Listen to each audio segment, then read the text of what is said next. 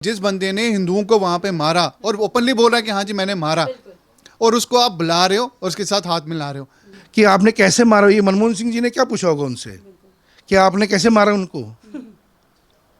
हम लोगों को आग लग गई उस दिन, हमारे आंखों से खून के आंसू उतर गए जिस दिन हमने देखा हमारे ही देश का प्रधानमंत्री इतने बड़े मिलिटेंट के साथ हाथ मिला के अगले दिन पेपर में फोटो आती है वो अलगाववादियों से कश्मीर का निपटारा कर रहे हैं। किस तरह का निपटारा कर रहे हैं कि कुछ हिंदू बच गए हैं, उनको कैसे मारा जाएगा, ये बात कर रहे थे। आप अंडरस्टैंड करो यार, उसको 3 दिन पहले उन्होंने उसके साथ रेप किया, उसके बाद उसको लिटरली आरी पे जो सा है उस पर काटा इसको। क्या आप बताओ, आप ऐसे लोगों के साथ कैसे रहोगे? क्या ये मतलब हमको क्या वो दिमाग में नहीं आएगा कि भैया कि ये वही थे, ये वही लोग थे जिन्होंने हमारे साथ ऐसा किया। हमें वहाँ वापस अपने जगहों पे भेज दो। हम एक अपना होमलैंड ही तो मांग रहे हैं, वो भी वो होमलैंड मांग रहे हैं जो हमारा अपना है। द कश्मीर फाइल्स को लेकर देखिए विवाद भी हो रहा है और इसके जो समर्थक है वो भी बढ़ते जा रहे हैं। और इस फिल्म में जिस तरीके से कश्मीरी पंडितों की फीलिंग्स को दिखाया गया है, लोग उससे काफ़ी प्रभावित हो रहे हैं। और जिन लोगों को कश्मीर में हुए हादसों के बारे में नहीं पता था, आज उन्हें ये जानकारी मिल रही है कि क्या दर्द उन्होंने सहा होगा। कश्मीरी पंडित इस वक्त मेरे साथ हैं, जितने भी लोग उस दौरान वहाँ मौजूद थे जब उन लोगों को वहाँ से पलायन करने पर मजबूर किया गया, जब उन पर अत्याचार हुआ, नरसंहार हुआ, महिलाओं के साथ बलात्कार हुआ, उन्हें कन्वर्ट कराया गया, वहाँ से कश्मीरी पंडितों को भगाया गया महिलाओं के बिना, और इस तरीके के नारे भी काफ़ी ज़्यादा लगाए गए थे उस दौरान आतंकवादियों के द्वारा। और देखिए साथ ही आपको बता दूं, फिल्म में दिखाया गया है कि जो आतंकवादी हैं वो आर्मी की ड्रेस पहनकर इन लोगों पर अटैक कर रहे थे और इन महिलाओं के साथ बलात्कार भी कर रहे थे। तो वो बिल्कुल सच्ची घटना है। इन्हीं लोगों से बातचीत के दौरान मुझे ये पता चला है। अब पहले बात करते हैं पॉलिटिक्स पे। जिस तरीके से मैम इस मूवी को लेकर पॉलिटिक्स हो रही है कि महबूबा मुफ्ती से लेकर बहुत सारे ऐसे सांसद हैं विपक्ष के लोगों के, आसाम से भी अभी एक सांसद का बयान आ रहा था कि बैन कर दीजिए, हाँ सांप्रदायिकता फैला रहे हैं, दंगे हो सकते हैं। क्या आपको लगता है इन सब चीज़ों पर? देखिए, मैं ये कहना चाह रही हूँ कि सच्चाई को कोई दबा नहीं सकता।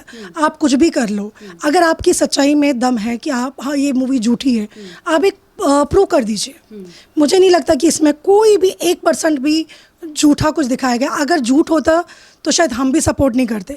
आपने एक देखा होगा कि शिकारा मूवी की जब हमें रिलीज प्रीमियम दिखाया गया तो वहाँ पे एक लड़की ने पूरा मेन थिएटर में उसको बोला कि तुमने दिखाया क्या, ये तुमने हमारे ऊपर एक मजाक बना दिया। अगर ऐसा कुछ होता तो पब्लिक इसको सपोर्ट नहीं करती। चलिए ठीक है। आपका नाम क्या है सर? मेरा नाम रोहिन कौल है। अच्छा सर, जिस तरीके से ये फिल्म बनाई गई है और जिस तरीके से दर्शाया जा रहा है फिल्म के अंदर, कितना आप रिलेट कर पा रहे हैं इससे? बहुत कुछ रिलेट कर पा रहे हैं क्योंकि हम लोग ऑलमोस्ट 16-17 ईयर्स के थे उस टाइम पे जब हम वहाँ से निकले। तो ये चीज़ें जो उस फिल्म में आप या जो भी बोले रियलिटी जो हमारे साथ हुई है, तो पूरा का पूरा ऐसे ही एज इट इज़ दिखाया गया है कि जो आप नारे जो आप मस्जिदों में से जो निकाले गए थे, जो चिल्ला रहे थे, वो घरों के बाहर आ रहे थे, चिल्लाते थे हमारे घर के बाहर, इंडियन डॉग्स गो बैक, ये सब कुछ, या आपके नाम लिखा जाता था कि हाँ आज इनका नाम लिस्ट है, इस डिस्ट्रिक्ट के नाम ये बंदे हैं, इनको हिट लिस्ट में लिखा गया है। ये आप मतलब रिलेट कर सकते हैं कि मुझे अभी भी याद है कि जब 89 में जब ये मतलब हम लोग बोलते हैं कि जी 1919 में हुआ है, ऐसा नहीं है।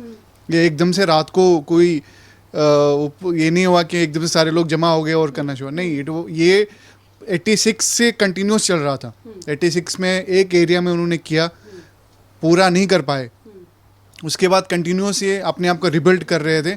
और 89 में मुझे आज भी याद है कि मैं वहाँ के जो छोटे छोटे बच्चे थे, मेरे जो कोलीग थे, उनका लिए मैं फॉर्म भरता था। वो फॉर्म लेके लाते थे कि जिसमें फॉर्म में लिखा होता था कि हमको ट्रेनिंग करने के लिए जाना है। तो वो फॉर्म भर के वो पूरा पेज में अपना फ़ोटो डाल के वो ट्रेनिंग के लिए जाते थे पाकिस्तान ट्रेनिंग करने जाते थे। But it was completely open, administration को पता था। आप अंडरस्टैंड करो कि क्या हमारे JNK में या किसी भी कंट्री में एक CID ओपनिंग होती है, वहाँ पर भी हो, वहाँ पे भी थी, हमारे घर में भी CID ऑफिस था। क्या उन्होंने कुछ रिपोर्ट नहीं किया था? वो रिपोर्ट गया कहाँ? वो सारी चीज़ें गई कहीं? अगर आप लोग इसका लिटरली अगर गवर्नमेंट चाहे इसका पूरा देखे तो ये सर इतने डॉक्यूमेंट्स उनके पास पड़े थे कि हाँ ये चीज़ होने वाला है और ये चीज़ हो रहा है। ये एक रात में नहीं हुआ कि हाँ जी जगमोहन आया तो उनको बुरा लगा तो उन्होंने कहा जी नहीं हम लोग हिंदुओं को निकाल देंगे या कश्मीरी पंडित्स को निकाल देंगे, ऐसा नहीं है। ये 86 से कंटिन्यूस, इससे पहले भी हो रहा था। मुझे जो मेरे दादाजी हैं वो कबाली जब आए थे उस टाइम पे मेरे घर का जो पड़ोसी था उसने उनको दिखाया कि भैया वो हिंदू है, वो जा रहा है वहाँ पे बैठा हुआ है, उसको वो वहाँ पे, तो उन्होंने उनको वहीं पे मारा। हमारे घर बाग है वहाँ पे, वहीं पे मेरे दादाजी को मारा गया। अब आप अंडरस्टैंड करो कि मेरे पिता जो हर रोज़ उस बंदे को देख रहा था कि हाँ इस बंदे की वजह से मेरे पिता को मारा गया, और उसके बाद हम भी उनको देख रहे थे, लेकिन मेरे पिताजी ने कोई बंदूक नहीं उठाया। उसने मुझे नहीं बोला कि भैया तो बंदूक उठा, नहीं वो बोला। अब आप अंडरस्टैंड करो कि हम लोगों की इतना पीस लविंग कम्युनिटी को, और आप वो कह रहे हैं कि भैया आपके साथ कुछ हुआ ही नहीं है, और आप लोगों ने क्यों कोई एक्शन नहीं लिया? और ये भी बहुत सारे लोग कहते हैं कि आप लोगों ने उस टाइम पे कुछ किया क्यों नहीं। हम लोग किसको किसको मारे यार? हम लोग हिंदुस्तानी हैं, हम भारतीय हैं। हम लोग, आप देखो, एक 99% आप मेजॉरिटी में लोग हैं और हम लोग माइनॉरिटी में थे, और जबकि बोला जाता कि हम मेजॉरिटी है। आपने मतलब अंडरस्टैंड करो, कश्मीर में मेजॉरिटी मुसलमानों की है लेकिन वो माइनॉरिटी में है, स्टेटस उनको माइनॉरिटी स्टेटस मिलता है। और वो कहते हैं जी हमको कुछ नहीं दे रहे थे इस वजह हम लोगों ने बंदूक उठाया। दिस इज रेडिकुलस पूरा। राज्यपाल की कितनी गलती थी उसमें? राज्यपाल कहते कुछ गलती ही नहीं। मैं वही तो बोलना चाहता हूँ कि राज्यपाल तो यार 90 में आया, और ये चीज़ 90 में एकदम से रात को नहीं हुआ। हम लोग बोलते हैं कि 19 को जी जनवरी में उन्होंने फुल फ्लेज किया कि हाँ अब तो ख़त्म, अब तो हिंदुस्तान की जो कश्मीर है वो हमारा है। उस टाइम उन्होंने क्लियर डिक्लेयर किया ये कश्मीर हमारा है। लेकिन उस तैयारी के लिए, उस दिन को तैयारी के लिए उन्होंने कितने साल लगाए होंगे। उस टाइम तो राज्यपाल नहीं था वहाँ पे। कांग्रेस लगातार ये क्यों बोल रही है कि उस वक्त जनता दल बीजेपी की सरकार थी, तो वो 1 महीने पहले आई थी मैम। जैसे मैं बताना चाहता हूँ वीपी सिंह की सरकार थी उस टाइम, जब हम एक्चुअली 89 में निकले, जनवरी का टाइम था। तो उस 1989 जनवरी का टाइम था, तब जब हम एक्चुअली बिल्कुल वहाँ से कोई ऑप्शन नहीं था हमारे पास वहाँ रहने का, तो हम सारे उस टाइम सब निकल आए। उस टाइम थी वीपी सिंह की सरकार, उसमें बीजेपी का समर्थन भी था। लेकिन फिर जैसे भैया ने बताया आपको कि ये स्टार्ट हुआ था 86 में। पहला अटैक उन्होंने, ये जो 7 टाइम अटैक हुआ हम पे अभी तक का, उस 7 टाइम का ये फर्स्ट अटैक था 86 में।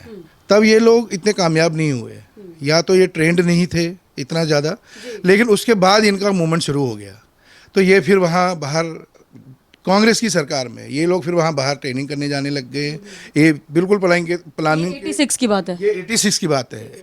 अनंतनाग डिस्ट्रिक्ट में बहुत सारे टेम्पल्स को जला दिया गया था, बहुत सारे मकानों को फोड़ दिया गया था, शीशे तोड़ दिए गए थे, जलाया गया था। तो उसके बाद ये चीज़ शुरू हो गया, लेकिन हम लोगों ने रियलाइज़ नहीं किया। हम लोग वही भाईचारे के, क्योंकि हम लोग इनके साथ बहुत क्लोज थे, इसमें कोई डाउट नहीं है। हिंदू मुस्लिम कभी नहीं हुआ कश्मीर में, लेकिन ये जो इस टाइम जो हुआ ये तो अनबिलीवेबल था। और ये लोग अभी कहते हैं कि जैसे इंटेलेक्चुअल्स हो गए, आपके बड़े बड़े पॉलिटिशियंस हो गए, कांग्रेस लीडर्स हो गए, और कश्मीर में जो काफ़ी सारे लोग हैं वो कहते हैं कि ये एक पेज तो दिखा रहे हैं कि कश्मीरियों को, पंडितों को वहाँ से निकला गया, इतने सारे जुल्म हुआ, ये हो गया। प्रोपेगेंडा ये चला रहे हैं कि नहीं, दूसरी तस्वीर नहीं दिखा रहे हो। दूसरी तस्वीर हम तो अपनी जो उन्होंने जो मूवी में दिखाया है, जो अभी इन 32 सालों में किसी ने बात नहीं उठाई, इतने ओपनली इतना किसी ने हिम्मत नहीं करी। हैदर मूवी को तुम इतना ड्रास्टिकली आप उसको प्रमोट करते हो, जिसमें तुम ये दिखाते हो ये टेररिस्ट इसलिए बन गया क्योंकि इसका आर्मी वाला वो हुआ था। यार तुम लोगों ने गन उठाया, तुम लोगों ने ये सारा प्रोपेगेंडा स्टार्ट किया, तुम्हें पाकिस्तान के साथ मिलना था, तो दैट वाज रॉन्ग थिंग। हमने ऐसा नहीं किया। हम लोग भी 32 साल से यहाँ स्ट्रगल कर रहे हैं। हमारे खुद के रिलेटिव्स ऐसे बुरी हालातों में, जो आपने मुंह में देखा, बिल्कुल 100% एक्चुअल है। सारा उन्होंने दिखाया नहीं है, क्योंकि आप 20-25 घंटे की मूवी नहीं दिखा सकते, हर एक की फैमिली नहीं दिखा सकते। इसके लिए पता नहीं 1000 मूवीज बनेंगी। लेकिन आप ये देखो, एक नई मूवी आजकल मैं नाम सुन रहा हूँ उसका, ये गंगूबाई, उसकी प्रमोशन कर रहे हो तुम, उसके लिए किसी को ऑब्जेक्शन नहीं है। लेकिन ये कश्मीरी पंडितों की जो एक्चुअल स्टोरी आप डॉक्यूमेंट्री बता रहे हो, उनकी कथा बता रहे हो आप, उसमें पूरी दुनिया को ऑब्जेक्शन हो रहा है। कितनी कितनी कितना कितना दुर्भाग्यपूर्ण बात है ये। हम अपने ही देश के अंदर इस टाइम रिफ्यूजी हैं। लगातार विपक्ष के लोग तो ये साबित करने में तुले हुए हैं मुस्लिमों की तादाद ज्यादा थी मरने वालों में। ये अभी आप देखो, मैं बता रहा हूँ, मैं क्लियर करना चाहता हूँ। पॉइंट वही आ जाता है मैम कि वो अपने कर्मों से उन्होंने अपनी जानें गंवाई हैं, लेकिन हमने अच्छे कर्म करे थे। हमने किसी को मारा नहीं था। हम अभी भी किसी के अगेंस्ट नहीं है। हमने अभी भी किसी को नहीं मारा है। तो हम तो उनके गलतियों की वजह से मरे हैं। मुझे ये बताइए कि क्या ये नंबर गेम है? बिल्कुल क्या नंबर गेम है? अगर इनको नंबर गेम करनी है तो आप ठीक है मान ले, तो हम लोग ये बोल रहे हैं कि 400 से 500 लोग मरे थे, ज़्यादा नहीं मरे।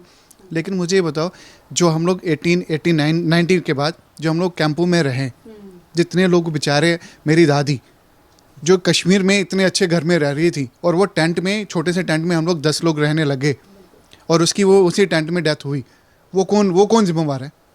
क्या वो काउंटिंग नहीं आएगा? क्या वो आप हमने यहाँ आके बिच्छुओं के साथ, सांपों के साथ वो जितने डेथ हुई वो कौन देखेगा? उसको कौन फील करेगा इस चीज़ को? हमने टेंटों में ऐसी लाइफ गुजारी है, आप सोच नहीं सकते मैम। जो वहाँ हम कश्मीर में ऐसे, हम तो सबको कहते हैं हम किंगों की लाइफ जी रहे थे वहाँ पे, और हमने जो टेंटों में जो यहाँ आके हमने अपने आप को सर्वाइव किया है, ये हमें पता है। बहुत सारे इमोशंस जुड़े हुए हैं सारी फैमिलीज़ के साथ। हर एक इंडिविजुअल फैमिली ने हर दिन एक दुख झेला है और खोया भी है। आते ही बहुत सारी लोगों को डायबिटीज़ हो गए, कई लोग सनस्ट्रोक से मर गए। सुविधाएं भी इतनी नहीं होंगी। सुविधाएं थी नहीं मैडम, सुविधाएं ही नहीं थी। इतने छोटे से टेंट में हम 7-8 लोग बैठे हुए थे। अब कैसे हम लोग पढ़ाई की, हम लोगों ने कैसे हमारे, मैं तो उस टाइम पे अपनी दादी और जो हमारे ग्रैंड पेरेंट्स थे उनका सोच रहा हूँ कि जिन्होंने अपनी ज़िंदगी कश्मीर में इतने अच्छे तरीके से गुजारी और उनको लास्ट मोमेंट कहाँ पे मरना पड़ा? एक टेंट में मरना पड़ा। कितनी इतनी बड़ी गर्मी में इतनी बड़ी ट्राजेडी को आप लोग छुपा क्यों रहे हो? एक तो डिनाइल मोड पे क्यों हो? हाँ, मानो कि भैया गलती हुई उस टाइम पे, हाँ जी हमसे गलती हो गई, हम लोगों ने ध्यान नहीं दिया उस टाइम पे। हम क्या want to go back, that's it, that is only our motto. एक ही चीज़ बोल रहे हैं हम, हमें वहाँ वापस अपने जगहों पे भेज दो। हम एक अपना होमलैंड ही तो मांग रहे हैं, वो भी वो होमलैंड मांग रहे हैं जो हमारा अपना है। अभी वहाँ हालात कैसे हैं सर? अभी पिछले से कम है, जैसे पत्थरबाज कहा जाता था बहुत ज़्यादा कश्मीर। 370 एक्ट का आपने मेंशन किया था, 370 एक्ट से ये अच्छा हो गया, क्योंकि वहाँ के जो लॉज वगैरह थे जो उन्होंने गलत लगाए हुए थे उन पे वहाँ की जो आर्मी है वो एक्शन नहीं ले पाती थी। BSF वगैरह है, CISF है, ये नहीं एक्शन ले पाते थे। अब कोई क्यों नहीं पत्थर उठा रहा? स्टेशन बहुत बड़ी, मैं आपको बताऊं कि ऐसा नहीं कि गवर्नमेंट, इंडियन गवर्नमेंट अगर उस टाइम में चाहती ना, लिटरली कभी का ये क्लोज हो गया होता। आप देखो जितने सेपरेटिस्ट लीडर थे, आप उनको इंडिया में बुला के आप उनके साथ हैंडशेक कर रहे हो यार, उनके साथ पार्टी कर रहे हो। जिस बंदे ने हिंदुओं को वहां पे मारा और ओपनली बोल रहा है कि हाँ जी मैंने मारा, और उसको आप बुला रहे हो और उसके साथ हाथ मिला रहे हो, मतलब आप बताओ आप किसके ऊपर विश्वास करोगे? आप मामा सेलिब्रिटी की तरह उनको वहाँ पे इंटरव्यू ले रहे थे। यासीन मलिक, हाँ, वो मिलिटेंट है वहाँ बहुत ज़्यादा, जिसने अभी काफ़ी साल पहले रजत शर्मा के शो में एक्सेप्ट किया कि हाँ मैंने 25 तक गिनती करी थी, कश्मीरी पंडितों को मैंने मारा। उसके बाद मैंने प्रधानमंत्री से भी मिल के, प्रधानमंत्री से, मनमोहन सिंह से हाथ मिला के तुम उससे क्या पूछ रहे हो? हाथ मिला के तुम क्या उससे पूछ रहे हो कि आपने कैसे मारा? ये मनमोहन सिंह जी ने क्या पूछा होगा उनसे कि आपने कैसे मारा उनको? हम लोगों को आग लग गई उस दिन, हमारे आंखों से खून के आंसू उतर गए जिस दिन हमने देखा हमारे ही देश का प्रधानमंत्री इतने बड़े मिलिटेंट के साथ हाथ मिला के, अगले दिन पेपर में फ़ोटो आती है वो अलगाववादियों से कश्मीर का निपटारा कर रहे हैं। किस तरह का निपटारा कर रहे हैं कि कुछ हिंदू बच गए हैं, उनको कैसे मारा जाएगा, ये बात कर रहे थे। इवन आपने अभी क्वेश्चन पूछा, अभी की हालत कैसी है? PM पैकेज के अंदर हमारे काफ़ी सारे बच्चे जो हैं वो वापस गए, क्योंकि मोदी जी का था कि हम शायद थोड़ा बहुत वापस उनको लेके जॉब्स दे के मे बी अपनी फैमिलीज़ को लेके कश्मीरी वहाँ बसने लग जाए। अभी मुझे लगता है 6 महीने पहले ही दोबारा अटैक करा स्कूल पे, और वहाँ पे उनको बोला गया कि आप अपने आई कार्ड्स चेक करवाओ। जो हिंदू थे उनको साइड पे करा दिया। सरदारनी प्रिंसिपल थी, उसको भी साइड करा दिया, और एक नॉन कश्मीरी था उसको भी साइड करा दिया, उनको तो मार दिया, और जो कश्मीरी मुस्लिम्स थे उनको छोड़ दिया।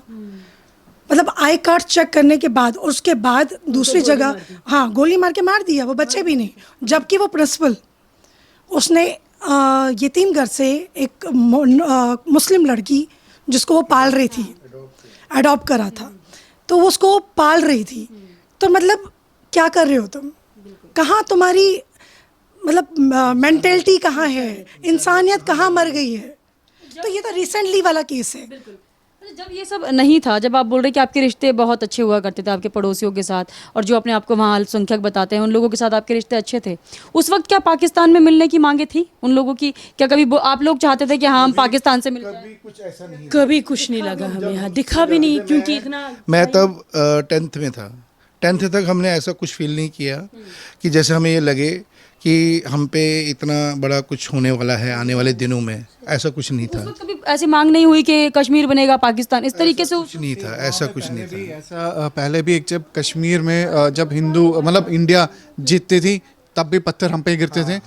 कश्मीर में पाकिस्तान जीता था तब भी पत्थर हम पे गिरता था। ये चीज़ हम लोग हम शुरू से ही जीते। पाकिस्तान जीते तो भी हमारे लड़ाई होती थी वहाँ पे यार दोस्ती में, और जब वो हार जाती थी तो तब भी लड़ाई होती थी। मतलब दोनों सूरतों में पाकिस्तान का वाहवाही होती थी वहाँ पे।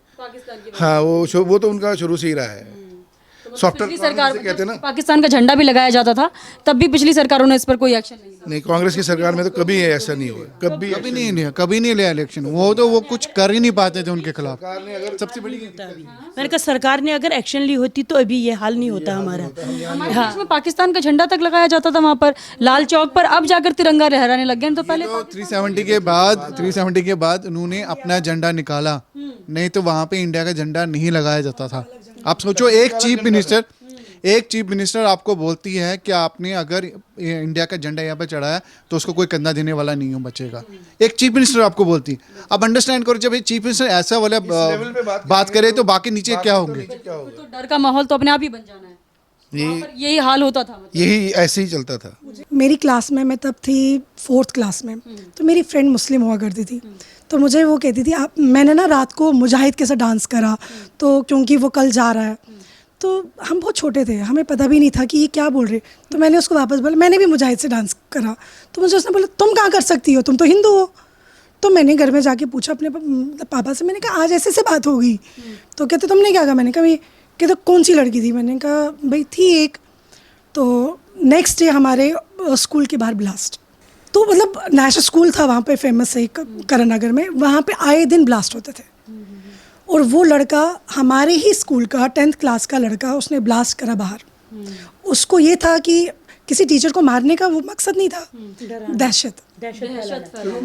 शुरू में यही किया, पहले बम ब्लास्ट किए, गवर्नमेंट बसों में आग लगानी, लोगों को उतार के उस पर आग लगा देना, गवर्नमेंट स्कूलों को जलाना, गवर्नमेंट के बाकी जैसे ऑफिस हैं उनको जलाना और ब्लास्ट करना जगह जगह पे। हिंदुओं के साथ ही होता था या और? ये तो नॉर्मल किया उन्होंने स्टार्टिंग में कि कैसे दहशत फैलाई जाए यहाँ कश्मीर के अंदर।